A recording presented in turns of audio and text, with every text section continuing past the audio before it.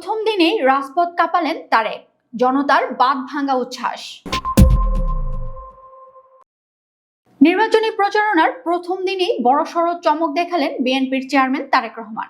গতকাল দীর্ঘ 22 বছর পর দেশের মাটিতে নির্বাচনী প্রচারণায় নেমে দিনভর এবং সারা রাত এক অভূতপূর্ব রেকর্ড গড়লেন তিনি। ঘড়ির কাঁটায় যখন রাত পেরিয়ে ভোর 3:45, তখন হাড় কাঁপানো শীত উপেক্ষা করে নারায়ণগঞ্জের 2500-এ পরিণত হয়েছিল এক বিশাল জনসমুদ্রে।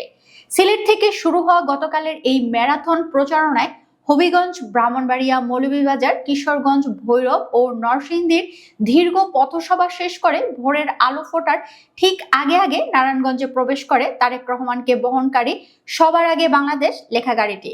নারায়ণগঞ্জের 2500-এ পাঁচরখী বেগম আনোয়ারা উচ্চ বিদ্যালয় মাঠে গতকাল রাত 8টার আগে থেকেই খণ্ড খণ্ড মিছিল নিয়ে জড়ো হতে শুরু করেছিল বিএনপি ও অঙ্গ সংগঠনের নেতাকর্মী সহ সাধারণ ভোটাররা। ধারণা করা হয়েছিল গভীর রাত হওয়ায় লোক সমাগম কমে যাবে, কিন্তু বাস্তবতা ছিল ভিন্ন।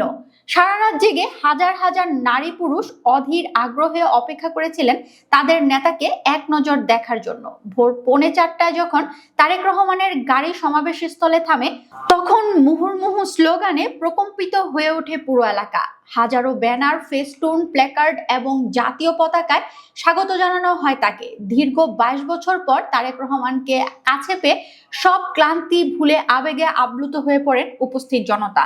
মঞ্চে উঠতেই হাত নেড়ে নেতাকর্মীদের ভালোবাসার জবাব দেন তারেক রহমান। বক্তব্যের শুরুতেই নির্ধারিত সময়ে পৌঁছাতে না পারায় বিনয়ের সঙ্গে দুঃখ প্রকাশ করেন এবং স্থানীয় জনতার কাছে ক্ষমা প্রার্থনা করেন। তিনি বলেন, সিলেট থেকে আসার পথে রাস্তার বিভিন্ন পয়েন্টে হাজার হাজার মানুষের ভালোবাসার জবাব দিতে গিয়ে আসতে দেরি হয়েছে।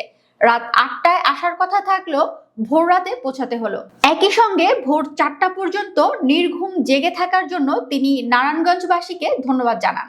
বক্তব্যে আগামী নির্বাচনের গুরুত্ব তুলে ধরে তিনি বলেন, আগামী 12ই ফেব্রুয়ারি ভোটের দিন তাহাজ্জুদের নামাজ পড়ে ফজরের নামাজ জামাতে আদায় করে ভোট কেন্দ্র খোলার সঙ্গে সঙ্গেই লাইনে দাঁড়াতে হবে এবং ধানের শীষ প্রতীকে ভোট দিতে হবে।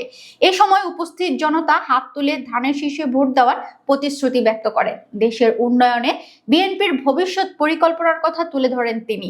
বিএনপি আগামী দিনের বাংলাদেশের জন্য সুনির্দিষ্ট পরিকল্পনা গ্রহণ করেছে। আমরা বেকার যুবকদের জন্য বিশেষ ট্রেনিং এর ব্যবস্থা করব।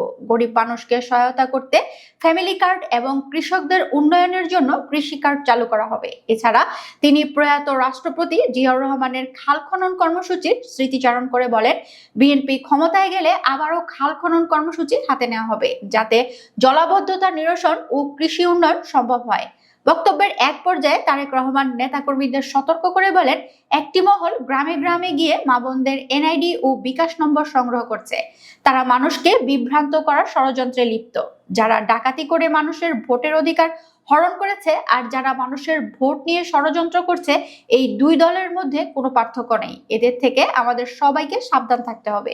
সমাবেশে তিনি নারায়ণগঞ্জ 4 আসনে বিএনপি সমর্থিত জমিয়তে ওলামায়ে ইসলামের প্রার্থী মুফতি মনির হোসেন কাসেমী, নারায়ণগঞ্জ 2 আসনে নজরুল ইসলাম আজাদ, নারায়ণগঞ্জ 1 আসনে মুস্তাফিজুর রহমান ভূঁইয়া দীপু সহ দলীয় প্রার্থীদের পরিচয় করিয়ে দেন এবং তাদের ধানের শীষ প্রতীকে ভোট দিয়ে জয়যুক্ত করার আহ্বান জানান। এই সময় নারায়ণগঞ্জ মহানগর বিএনপি সদস্য সচিব টিপু সহ কেন্দ্রীয় ও স্থানীয় পর্যায়ের বিপুল সংখ্যক নেতাকর্মী উপস্থিত ছিলেন।